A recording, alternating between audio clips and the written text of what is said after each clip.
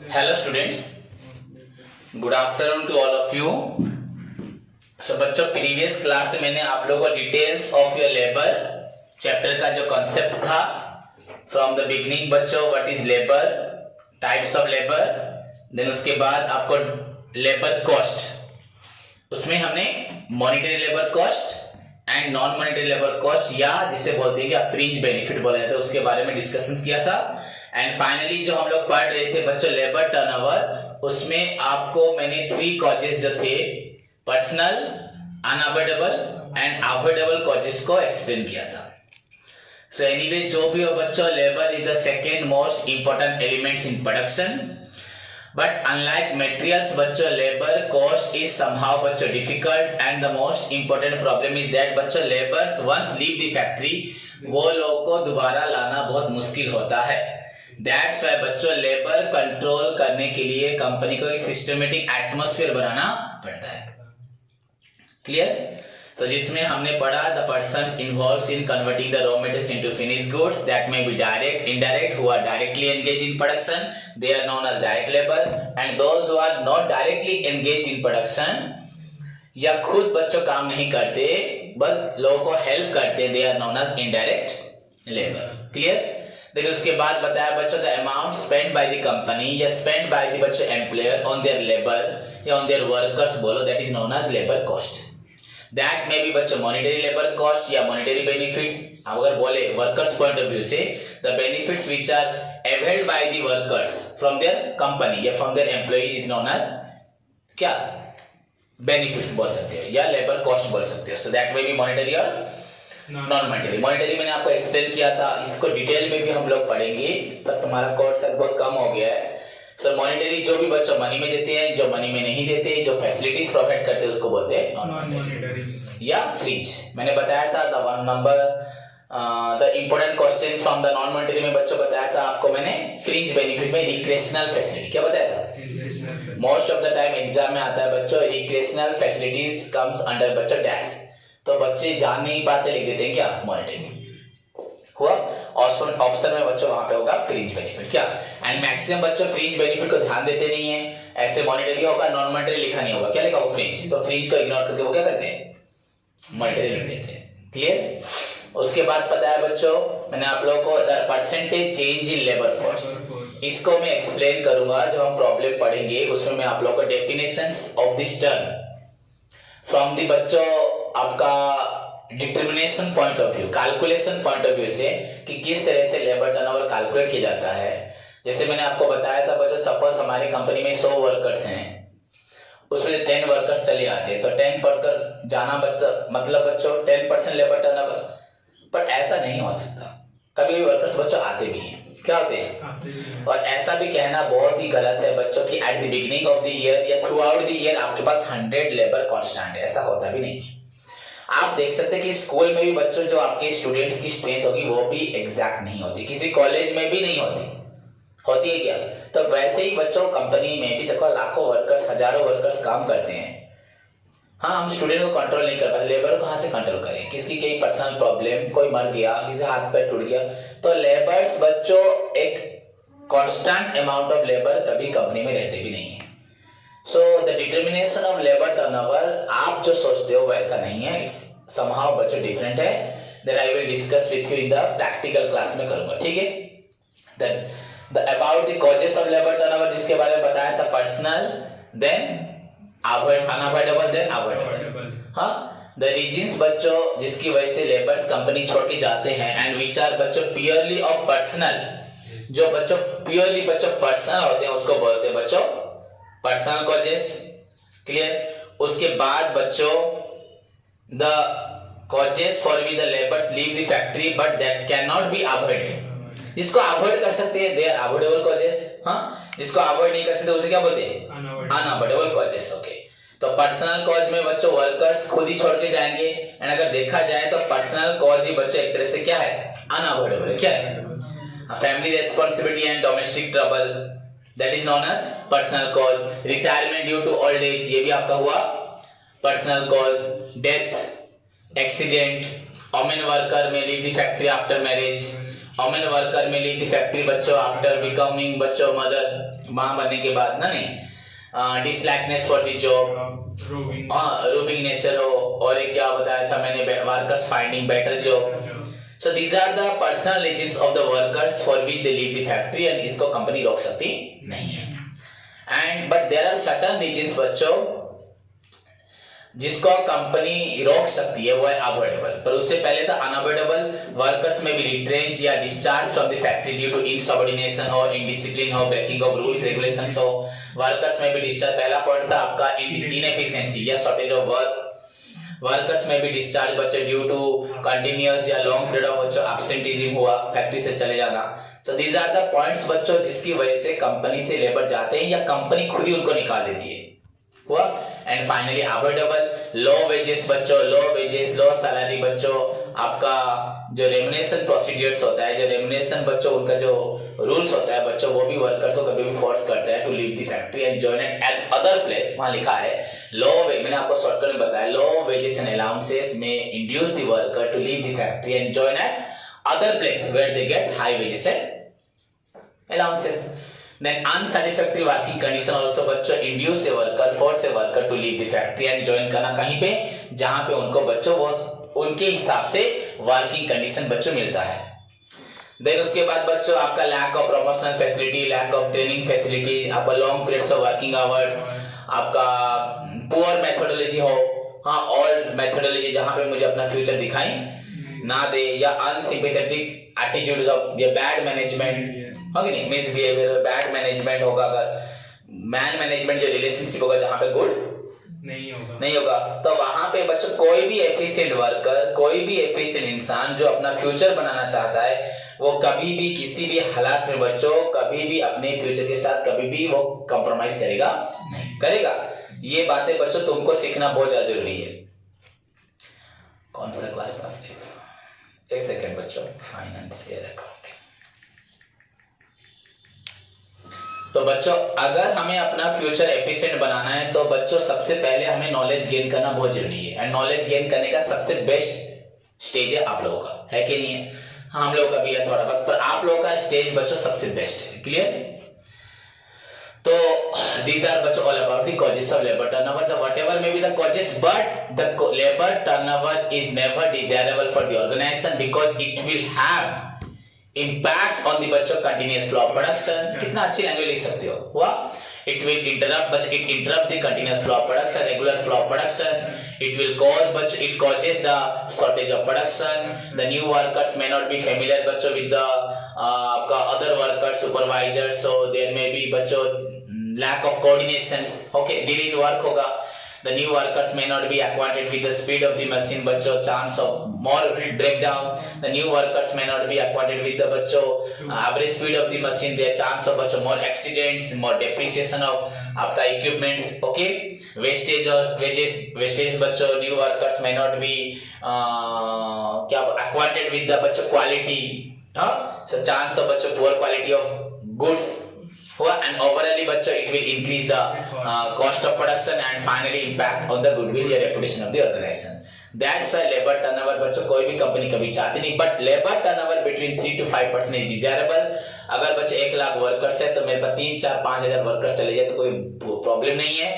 हमें नए वर्कर्स मिलने की अपॉर्चुनिटी मिलेगी. हमेशा पुरानों से काम करवाओगे तो क्या होगा बच्चा, यंगस्टर जितने आ रहे हैं आज की डेट में बच्चों वो बहुत ज्यादा स्मार्ट है, टैलेंटेड है कि नहीं? बस उनको फाइन ट्यून करना है. क्या करना है? अगर हम बोलेंगे सचिन तेंदुलकर या आपका ब्रैडमैन जो सबसे अच्छा था, आज विराट कोहली बहुत अच्छा खेलता है, रोहित शर्मा अच्छा खेलता है, और भी फॉरेनर्स भी अच्छे खेलते हैं, तो हम बोल नहीं सकते कि ओल्ड इज गोल्ड. बच्चों गोल्ड इज गोल्ड. मैं हमेशा कॉमर्स में बोलता हूँ गोल्ड इज गोल्ड. हमें हमेशा प्रोवर्ब पे नहीं जाना, कहावतों पे मत जाना कि ओल्ड इज गोल्ड. ऐसा कोई नहीं है. आज की डेट में जो हो रहा है पहले वो हुआ था क्या? नहीं. तो ऐसे सोच के चलना ठीक नहीं है. क्लियर? तो इसलिए young workers, young energy, young blood जो होगा बच्चों, मोर बच्चों वो लोग ब्रिस्क होंगे वर्क में, अपने काम में उनको ज्यादा चाहत होगी एक्स्ट्रा इनकम करने का. डेफिनेटली वो हमें एक्स्ट्रा कुछ देंगे और उनसे शायद सीनियर्स भी चेंज हो जाएंगे, नहीं होंगे? तो दैट्स व्हाई बच्चों लेबर टर्नओवर को भी वेलकम किया जाता है, बट 3 to 5%. क्लियर? देन बच्चों कॉजेस तो बताया, अब आपका इफेक्ट्स भी हो गया. अब आपका जो आज का क्वेश्चन है बच्चों that is known as remedies. तो स्पीड में मैंने डिस्कशंस कर दिया, रिवाइज करवाया बच्चों रेमेडीज। अगर मैं आप लोग को रेमेडीज के बारे में बताना चाहूं एंड अगर मैं उसको आपको आसानी से समझा के याद करवा दूं तो आप सोचो कितनी जल्दी आपका क्वेश्चन खत्म हो जाएगा। पहली बात बच्चों देखो, मेरे यहाँ दीवार पे कोई छेद है, यहाँ पे देखो नहीं है, तो यहाँ पे क्या मैं प्लास्टर करूंगा, कुछ फायदा है क्या? नहीं। अगर मैं इंग्लिश में वीक हूं तो मुझे अपनी इंग्लिश पे ध्यान देना है। अगर मैं इंग्लिश मुझे सब आता है, मुझे अकाउंट सब आता है, तो अकाउंट्स को ही पढ़ता रहूंगा तो क्या मुझे मिलेगा? 100 से क्या 110 मिल जाएगा? उतना ही मिलेगा। तो मुझे ये चीज देखनी कि मैं किस ग्राउंड में वीक हूं। सो पर्सनल कॉजेस, अगर कॉजेस नहीं देखोगे तो रेमेडीज नहीं होगा। कुछ बच्चे बोलते हैं कि सर रेमेडीज का मतलब क्या है? बच्चों रेमेडीज मतलब बच्चों how to control the labour turnover, how to avoid the labour turnover, how to check the labour turnover. कैसे हम लेबर टर्नओवर को रोकेंगे, व्हाट आर द सॉल्यूशन, किस तरह से कंपनी अपने लेबर टर्नओवर को रोकेगी। बिकॉज लेबर टर्नओवर का जो इफेक्ट है वो कभी भी कंपनी के हित के लिए ठीक नहीं है। कंपनी को हमेशा लेबर टर्नओवर से बहुत नुकसान होता है। मुझे आज भी याद आ रहा है बच्चों 2010-11 में जब मैं शुरू में 2-3 साल 2007 से पढ़ा रहा हूँ, बट 10-11 उससे पहले भी पढ़ा था, 2003 एग्जैक्टली स्टार्ट किया था। 10-11 में बच्चों जब पढ़ा रहा था तो मेरा एक स्टूडेंट था शिबू साहू, वो आज हमारे मेडिकल में अकाउंटेंट है। हाँ, और एक सुमन साहू है बच्चों, वो भी सीनियर अकाउंटेंट है, पर ये बहुत अच्छा काम करता है शिबू साहू, तुम देखे भी होगे उसको। तो बच्चों वो जब मेरे पास पढ़ता था, आज भी याद है, वो मुझे एक चीज बोलता था जिसको मैं ऑब्जर्व हमेशा करता हूँ, हर साल बच्चों को बोलता हूँ। सर बोला, सर आर्ट साइंस कॉमर्स, वो मेरे पास स्टैंडर्ड 4 से पढ़ा था, 5 से एंड पीजी तक, सोच लो कितने साल पढ़ा। तो बच्चों वो मुझे बोला, और उसको पीजी खत्म होने से पहले जॉब मिल गई।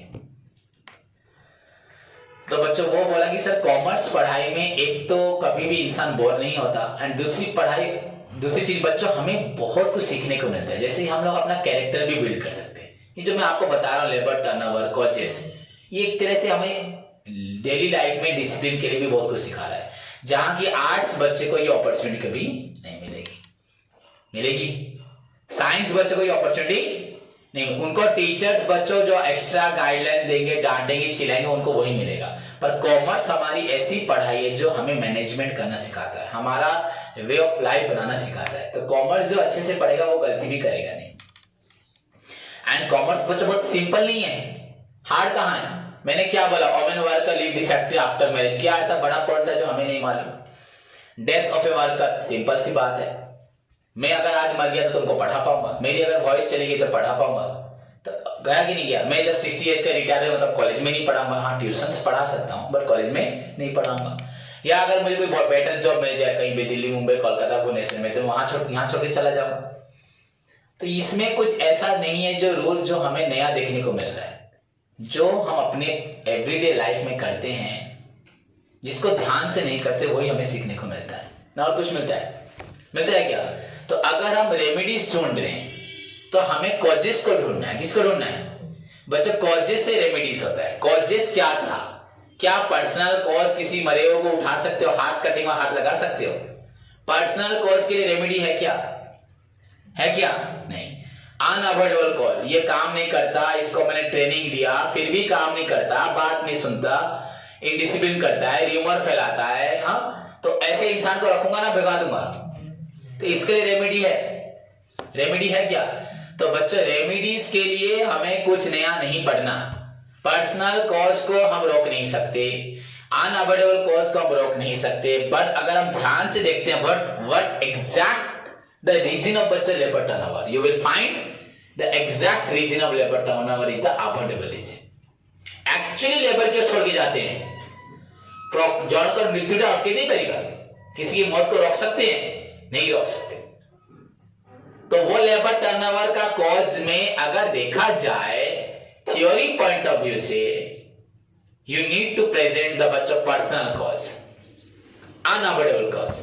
But practical point of view, why we are learning this topic, our topics objective बच्चों, the objective of labour cause is to control the labour.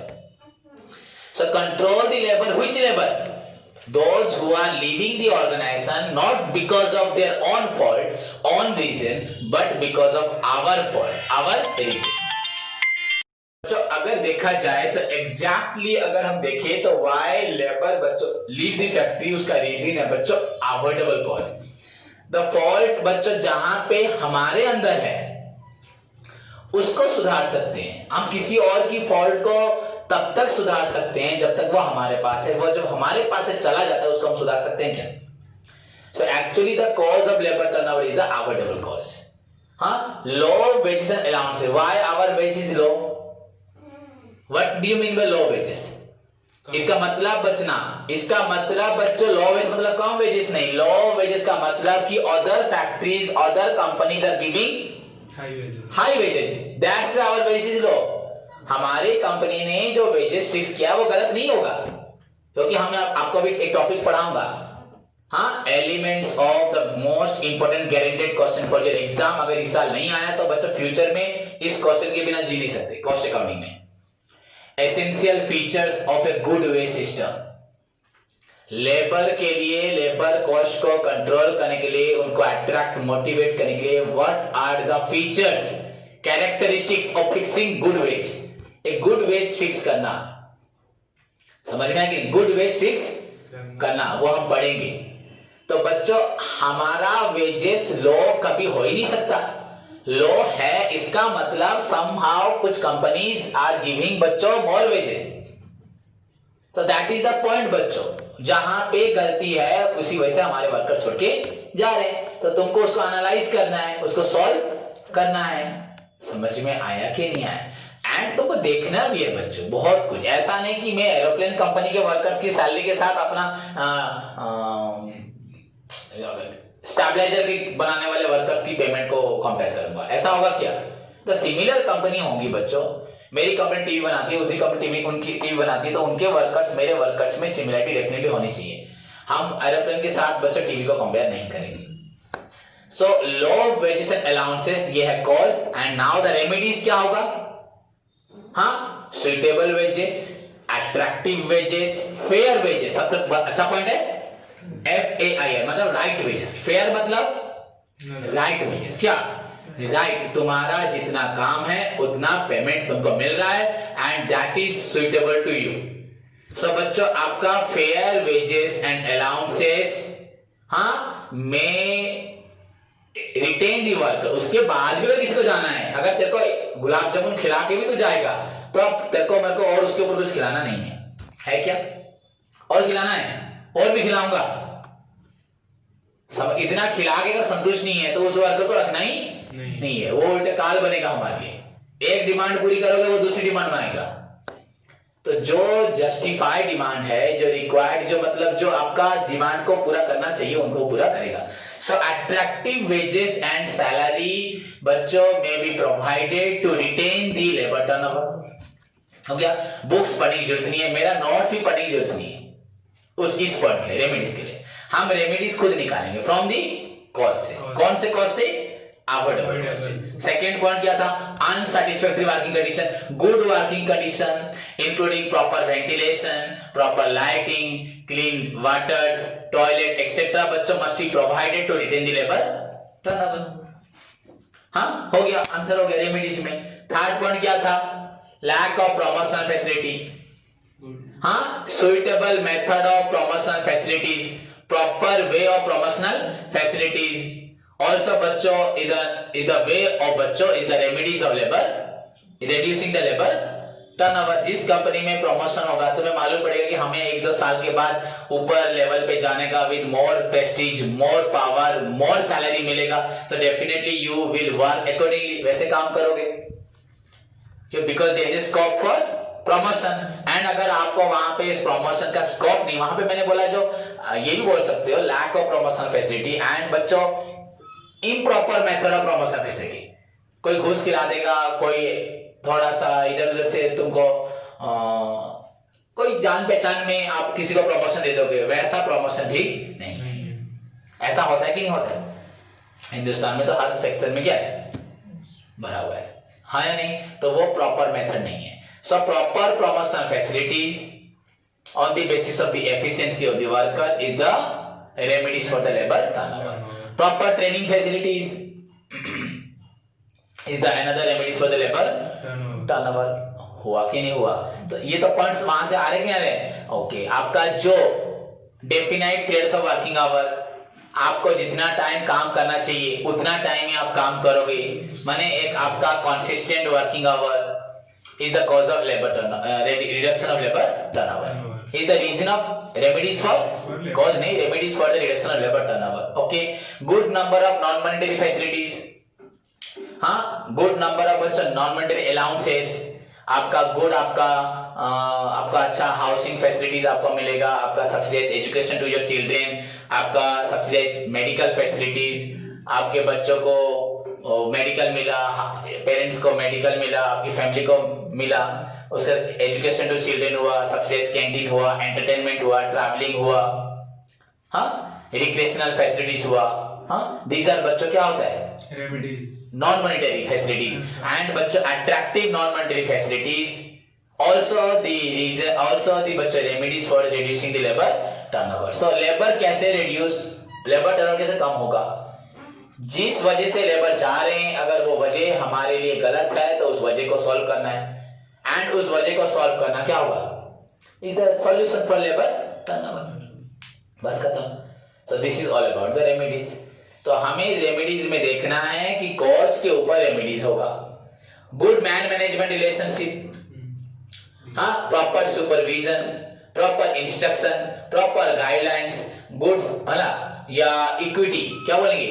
Equity बच्चों, मतलब आपके प्रॉपर वर्क के लिए proper reward and for every wrong work there is a punishment, मतलब equity in judgement. That is also बच्चों the remedies for the labour turnover. क्योंकि अगर कोई गलत कर रहा है उसको आप कुछ नहीं बोलोगे और सही वाले को चिल्लाओगे, ये आपके लिए बिल्कुल गलत है. ये एटमॉस्फेयर क्या करेगा? खराब कर देगा. तो देखो यहाँ पे कॉमर्स से बहुत कुछ सीखने को नहीं मिलता. क्लियर, खत्म. So this is all about the labour turnover. The very important question बच्चों, गारंटेड क्वेश्चन. +2 में आए या ना आए बच्चों, +3 में तुम्हारे कॉलेज में और उड़ीसा की किसी भी यूनिवर्सिटी में पढ़ोगे. What do you mean by labour turnover, causes, effects and remedies. बच्चों आप खोलोगे ही क्वेश्चन पेपर में ये क्वेश्चन होगा. क्लियर.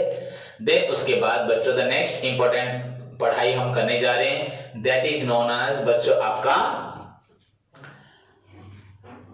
Time keeping department. क्या? टाइम कीपिंग डिपार्टमेंट में जो पढ़ाने जा रहे उसको ध्यान सुनो. टाइम कीपिंग डिपार्टमेंट बहुत अच्छा बच्चों. मैंने आपको बोला था अभी जो हम पढ़े ये ओवरऑल एक टॉपिक पढ़े, जैसे मटेरियल कंट्रोल एक ओवरऑल टॉपिक है. हाँ, material control, what are the objectives of material control, वो एक ओवरऑल टॉपिक है जो पूरा टॉपिक को एक्सप्लेन कर रहा है. वैसे लेबर टर्नओवर को हमने थोड़ा बहुत पढ़ा. अब बच्चों टाइम कीपिंग डिपार्टमेंट, जिसमें हम पढ़ेंगे वर्कर्स के आने से लेके काम करने से लेके जाने तक कैसे कंपनी कंट्रोल करती है, एंड वो ही हेल्प करता है बच्चों वेजेस के लिए. समझ में आया कि नहीं है? तो ठीक टाइम पे आया, ठीक टाइम पे गया, पढ़ाई नहीं कर रहा, काम नहीं कर रहा, तेरे को पेमेंट देके मुझे क्या मिलेगा? मेरा लॉस ही होगा कि नहीं होगा? समझ में आया?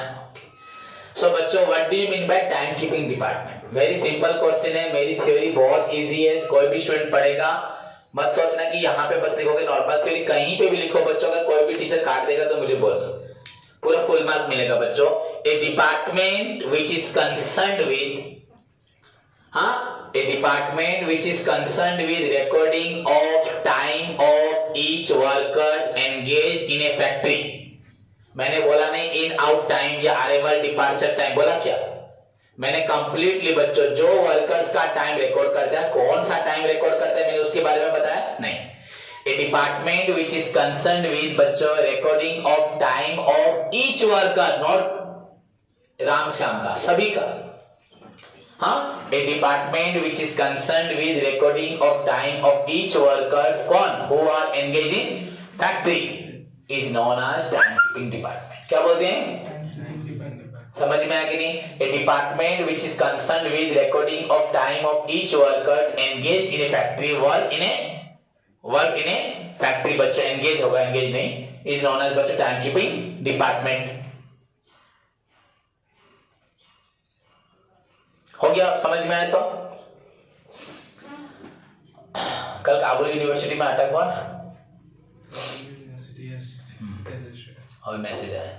ओके, उसके बाद बच्चों the objective of time keeping department, ये टाइम कीपिंग डिपार्टमेंट बच्चों perform two functions, two work, एक time keeping and another one is time booking. ये बड़ा टॉपिक है, 2-3 days पढ़ाऊंगा time keeping then time booking. हाँ, the main functions of time keeping department, time keeping department का function क्या है बच्चों? एक है टाइम कीपिंग और एक है बच्चों आपका टाइम बुकिंग। तो नाउ हम लोग पहले पढ़ेंगे व्हाट इज टाइम कीपिंग, उसको पूरा एक्सप्लेन करेंगे 2 दिन 3 दिन, उसके बाद जाएंगे कहां टाइम बुकिंग। बट ओवरऑली बच्चों टाइम कीपिंग हो या टाइम बुकिंग हो, ये किसका काम है? Time keeping department. Clear? Now समझ में आया? तो a department which is concerned with recording of time of each worker engage in a factory is known as time department. Time keeping department, not time keeping. हाँ, it perform two functions, time keeping and time booking. Okay, now what is time keeping? So our topic is now time keeping. Clear? तो what do you mean by time keeping? तो सुनो चुना? नहीं सुन रहा? हाँ, तो मना मोबाइल लेती हो? Okay, बच्चों टाइम कीपिंग क्या है?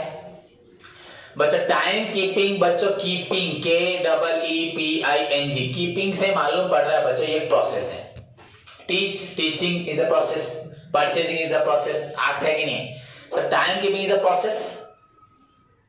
टाइम कीपिंग डिपार्टमेंट तो एक डिपार्टमेंट है, एक हाउस है, हाँ या नहीं? टाइम कीपिंग क्या है? प्रोसेस है, बुझे नहीं? प्रोसेस ना नहीं कामो। कुकिंग टा कौन कामो? कुक टा, और कुकिंग टा द आर्ट ऑफ कुक क्या है? कुकिंग। सो बच्चा time keeping is the process of recording of arrival and departure time of each worker engage in a factory. समझ में आया? Time keeping is the process of recording of in and out time. एक worker कब आया, एक worker कब गया। Time keeping is the process of recording the in and out time of each worker engage in a factory for the purpose of attendance. इससे attendance ही पड़ेगा। अगर मैं इन आउट टाइम रिकॉर्ड करता हूं दैट मींस तुम लोग प्रेजेंट हो के एब्सेंट हो मालूम पड़ेगा, है कि नहीं है? समझ में आया? तो टाइम कीपिंग डिपार्टमेंट का पर्पस तो पड़े time keeping time booking overall. तो टाइम कीपिंग समझ जाओगे तो टाइम कीपिंग डिपार्टमेंट का पर्पस समझ जाओगे, ऑब्जेक्ट समझ जाओगे। Time keeping is the process of recording the arrival and departure time of each worker engage in the factory. Why? For the purpose of attendance and wage calculation. क्या? Wage calculation बच्चों, उसे veg calculation भी होगा। कैसे? एक worker आया 10 बजे गया शाम को 6 बजे, तो कितना टाइम स्पेंड किया? 8 घंटे। तो he or she is entitled to get बच्चों remuneration at a certain rate for 8 hours। बस 9 hours देगा, 9 hours का मिलेगा। तो उसके बाद जो उसका रूल्स होगा ओवर टाइम वगैरह वो अलग बात, अभी वो तुमको समझना नहीं। So the process of recording the arrival or departure time of each worker engaged in the factory बच्चों for the purpose of attendance and wage calculation is known as time keeping. Time keeping is a process of recording the in and out time of each worker engaged in a factory। ये मैंने बड़ा लिखा यार, students बस इतने लिखते हैं। Time keeping is the process of recording of in and out time of each worker. हो गया, ये भी लिख सकते हो। It's aim is to maintain the attendance and to आपका facilitates the wage calculation. Facilitate मतलब help in wage, wage calculation में हेल्प करता है। खत्म। नाउ ऑब्जेक्टिव्स क्या? छोटे छोटे क्वेश्चन है इसमें लेकिन बड़ा है। ऑब्जेक्टिव्स ऑफ टाइम कीपिंग हुआ। फर्स्ट टाइम बच्चों, फर्स्ट पॉइंट क्या होगा बच्चों? कुछ भी बोलो, अकॉर्डिंग टू नोट्स बोलो, अकॉर्डिंग टू बुक बोलो, जब मैं जो बोल रहा हूं खुद बना के बोलो, सारे पॉइंट सेम ही होंगे। पहला पॉइंट बच्चों, it helps in preparation of बच्चों वेज रोल, वेज सीट जहां वेजेस फिक्स होगा। It helps in calculation of wage. कहां पे? Where the workers are paid on the basis of time. जिस कंपनी में वर्कर्स को टाइम के ऊपर पेमेंट मिलता है वहां पे टाइम कीपिंग डिपार्टमेंट का रोल है कि नहीं बोलो? जहां पे वर्कर्स को प्रोडक्शन के हिसाब से पेमेंट मिलेगा वहां टाइम कीपिंग का कोई रोल है? नहीं है। बट आ जाओ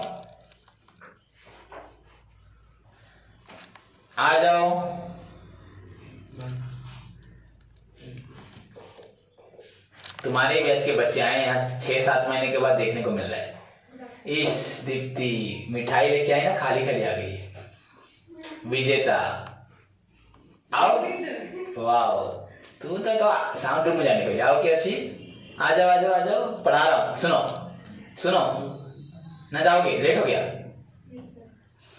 आने से पहले पहला पॉइंट बोला बच्चों it helps in preparation of बच्चों या it helps in calculation of wage where the workers are paid on the basis of time इसलिए जहां वर्कर्स को पेमेंट करते हैं बच्चों on the basis of time वहां पे टाइम कीपिंग डिपार्टमेंट या टाइम कीपिंग का बहुत बड़ा रोल है कि नहीं पर जहां पे वर्कर्स आर पेड बच्चों on the basis of production suppose जैसे कि अगर आपको बोला जाए ये सपोज ये मोबाइल है एक मोबाइल बनाओगे तो आपको 1000 रुपीज मिलेगा हाँ तो अगर आप 10 मोबाइल बनाओगे 10,000 मिलेगा तो वहां पे वर्कर्स को पेड हो रहा है on the basis of production क्या हो रहा है तो मैं अभी बोल रहा हूं आपको टाइम कीपिंग तो हियर इट हेल्प्स इन पहला पॉइंट इट हेल्प्स इन बच्चों calculation of veg preparation of wage sheet where the workers are paid on the basis of time. Second point, it helps in determining the in and out time. Workers कब आ रहे कब जा रहे हो गया 2 point. Third point बच्चा it helps in आपका maintaining discipline in organization. जब वर्कर्स का इन एंड आउट टाइम को रिकॉर्ड कोई करेगा तो उससे वर्कर्स के मन में डर रहेगा ठीक टाइम पे आने का खौफ भी रहेगा नहीं रहेगा. It helps in maintaining discipline. Next point बच्चों it also helps in your maintaining attendance 4 point हो गया. 5 पॉइंट बच्चों fifth point you can also write बच्चों it helps in checking the idle time. क्या आइडल टाइम मतलब जिस time पे workers काम नहीं करते या छुट्टी करते हैं नहीं आते तो उसे मालूम भी पड़ेगा. जैसे हमने अटेंडेंस मेंटेन किया अगर मुझे प्रेजेंट के बारे में मालूम पड़ा तो एब्सेंट भी मालूम पड़ रहा है. पर एक्चुअली आइडल टाइम का मतलब बच्चों होता है the time on which the workers are paid but no production is obtained from them. Suppose खाने की जो छुट्टी होती है लंच ब्रेक टी ब्रेक उसमें वर्कर्स को क्या पेमेंट नहीं मिलता है पर उसमें वो आधा घंटा 1 घंटा कुछ काम करते हैं वो 8 घंटे में 1 आवर बच्चों ब्रेक लेते हैं पर 1 आवर्स के लिए उनका कोई भी पेमेंट करता नहीं है. उनको पूरे 8 घंटे का ही पैसा मिलता है. हाँ ये हो सकता है अगर 1 आवर छोड़ के अगर 1 आवर काम ना करे उसका पेमेंट कर सकते हैं पर इस 1 आवर के लिए उनको पेमेंट मिलेगा. समझ उसे बोलते हैं आइडल टाइम. क्या बोलते हैं हाँ अगर कोई वर्कर्स टॉयलेट किया वहां 15 मिनट उसे वेस्ट किया तो उसके लिए पेमेंट कर जाएगा नहीं कटेगा. कॉल ऑफ नेचर वो मैं आपको डिटेल पढ़ाऊंगा. आइडल टाइम एक चैप्टर आएगा ठीक है इस क्लास के बाद मतलब इस टाइम कीपिंग चैप्टर के बाद. सो पहला पॉइंट बोला बच्चों कितने 4-5 पॉइंट बताया और बताता हूं बच्चों. इट हेल्प्स इन आपका calculation of wages where the workers are paid on the basis of time. It helps in determining the in and out time या अच्छे लैंग्वेज लिखोगे तो arrival and departure time. It helps in maintaining discipline. It helps in बच्चों maintaining your attendance. It helps in checking the idle time. हाँ बच्चों to meet the statutory requirements. Statutory requirements का मतलब बच्चों हर साल के एंड में या within the between during the year बच्चों कंपनी में जो मीटिंग्स होती है general meeting annual general meeting वहां पे अगर कंपनी के डायरेक्टर्स वगैरह पूछते हैं कि हमारे कितने वर्कर्स हैं कितने अवेलेबल हैं कितने बिगनिंग में थे कितने आए कितने गए रेगुलर आ रहे कि नहीं तो उन सबको भी तुम्हें मीट करने के लिए क्या चाहिए.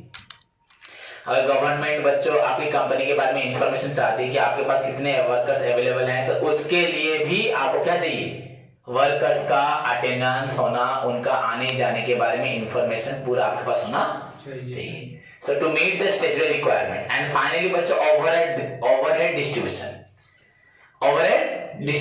जहां पे वर्कर्स को डिस्ट्रीब्यूट किया जाता है ओवरहेड कोई इनडायरेक्ट खर्च पेमेंट दिया जाता है जैसे डायरेक्ट वेजेस के साथ इनडायरेक्ट वेजेस. हाँ डायरेक्ट वेजेस के साथ इनडायरेक्ट वेजेस. सपोज एक वर्कर काम कर रहा है एंड यहाँ पे और एक इनडायरेक्ट वेजेस के लिए एक सुपरवाइजर काम कर रहा है वो सुपरवाइजर को सुपरविजन के लिए पैसा दिया जा रहा है ऑन द बेसिस ऑफ वो सुपरवाइजर करता है. तो अगर डायरेक्ट वर्कर जितने टाइम काम कर रहा है तो ये भी उतने टाइम ही सुपरवाइज करेगा तो उसके पेमेंट के लिए भी आपको टाइम कीपिंग का जरूरत होता है. So that is for overhead distribution. क्या ओवरहेड डिस्ट्रीब्यूशन. अगर कैंटीन फैसिलिटी किसके ऊपर डिपेंड करता है नंबर ऑफ वर्कर जितने आएंगे उतने कैंटीन फैसिलिटी लेंगे हाँ या नहीं उतना ही खाना बनेगा. मेरी बात समझ में आ रहा है. So these are very simple. इतना सा आंसर है छोटे छोटे लिखे हैं ज्यादा बड़ा नहीं है. पहले बच्चों आपको आपका determining the wage where the workers are paid on the basis of time या इट हेल्प्स इन और एक पॉइंट इट हेल्प्स इन आपका अटेंडेंस रजिस्टर मेंटेन करने के लिए. इट हेल्प्स इन आपका maintaining discipline. It helps in controlling the idle time. It records the in and out time, it helps in meeting the statutory requirements and for overhead distribution. मैंने 6 point बोले. Exam में आपको 2 या 3 point, 3 marks होगा तो 5 point, नहीं तो otherwise direct any 2 objectives of time keeping. अगर 3 मार्क्स में टाइम कीपिंग आ जाए, time keeping is the process of recording of arrival and departure time of each worker engage in the factory for the purpose of wage calculation and attendance. बच्चों is known as time keeping. हाँ, it helps in आपका maintain the discipline लिख देना. अगर ऊपर meaning में वही लिखा है तो नीचे पार्ट्स को अलग लिख देना. हाँ, it helps in maintaining discipline, it helps in checking the idle time, it helps in meeting the statutory requirements, it helps in overhead distribution. क्योंकि ऊपर जो लिखा नीचे सेम लिखोगे क्या तो सेम हो जाएगा ना, थोड़ा सा चेंज करोगे, चेंज कर दोगे. तो दिस इज ऑल अबाउट क्या, टाइम कीपिंग. ऑल अबाउट नहीं, meaning of only time keeping. And meaning के साथ बच्चों ऑब्जेक्टिव में मीनिंग और क्लियर होता है. उसके बाद बच्चों हम लोग पढ़ेंगे methods of time keeping. Time keeping कैसे किया जाता है, कैसे वर्कर. देखो आप लोगों को ये जानना पड़ेगा, सीखने में बहुत इंटरेस्ट आएगा कि कंपनी किस तरह से वर्कर्स का आने और जाने को रिकॉर्ड करती है. सो बच्चों देयर आर आपको 2 मेथड्स ऑफ टाइम कीपिंग. एक हुआ मैनुअल मेथड और एक हुआ मैकेनिकल मेथड. हाँ, एक मैनुअल मेथड और एक हुआ मैकेनिकल मेथड. फिर मैनुअल मेथड में हम लोग पढ़ेंगे बच्चों attendance register method, metal disc या token method. Then mechanical method में बच्चों पढ़ेंगे हम time recording clock and dial time recorder. तो ये तुमको सब मालूम पड़ा है कंपनी किस तरह की बच्चों प्रोसीजर्स को फॉलो करती है to record the arrival departure time, जो कि हेल्प करता है आपका डिसिप्लिन मेंटेन में, अटेंडेंस में, आइडल टाइम चेक करने में, आपका वेज प्रिपरेशन कर वेज कैलकुलेशन करने में, आपका स्टैट्यूटरी रिक्वायरमेंट्स को फुलफिल करने में एंड ओवरऑल बच्चों ओवरहेड डिस्ट्रीब्यूशन करने में. उसके लिए कंपनी को किस तरह से अपने वर्कर्स का टाइम रिकॉर्ड करना पड़ता है. सोच लो, अटेंडेंस रजिस्टर मेथड में अटेंडेंस रजिस्टर होगा. जहां पे कंपनी में 1 लाख वर्कर होंगे वहां अटेंडेंस रजिस्टर कैसे मेंटेन होगा. अगर एक वर्कर बस आके साइन भी मारेगा, कुछ टाइम ना लेके, फिर भी सपोज 1 लाख वर्कर साइन मारेंगे, कितना टाइम लगेगा. सो सारे मेथड्स में कुछ हम डिटेल में पढ़ेंगे कंपनी किस तरह से अपने वर्कर्स का क्या अराइवल डिपार्चर टाइम को रिकॉर्ड करती है. उसके साथ साथ सारे मेथड्स में क्या मेरिट्स है, क्या डिमेरिट्स है, क्यों इतने सारे मेथड बने, क्यों 2 मेथड यहाँ पे 2 यहाँ पे 2 4 मेथड क्यों बने. तो I will discuss with you बच्चों the details of the methods of time keeping in the next class. Hope जितना पढ़ाया सभी को समझ में आया होगा. तो कल सारे स्टूडेंट्स बच्चों नोट्स को अच्छे से पढ़ें और समझें. होमवर्क बच्चों मीडियम दिया था 1 से लेकर 10. आज क्लास से पहले सभी स्टूडेंट्स 1 से लेकर 10 तक करके देंगे. और सभी स्टूडेंट्स को बार बार बोल रहा हूं, क्लास के बाद रिप्लाई देके सभी जाओगे, सभी ऑनलाइन ऑफलाइन सभी. तो ऑफलाइन वाला को तो 2 बेनिफिट मिल रहे हैं, 2 बार क्लास भी कर सकते हो. क्लियर.